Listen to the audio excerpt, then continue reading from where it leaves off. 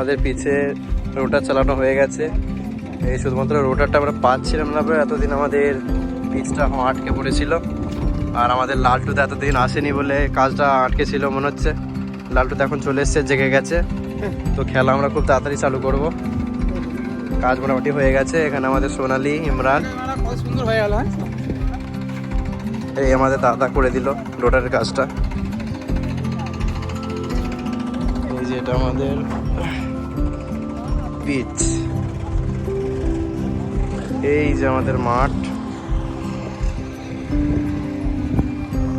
এটা চাইলে স্টেডিয়াম বানানো যেতেই পারে, কিন্তু কিছু মানুষের জন্য সেটা সম্ভব হচ্ছে না। যদি আমাদেরকে কিছু সাহায্য করে সরকারিভাবে, তো এটাকে আমরা একটা খেলার মাঠ বানাতেই পারি।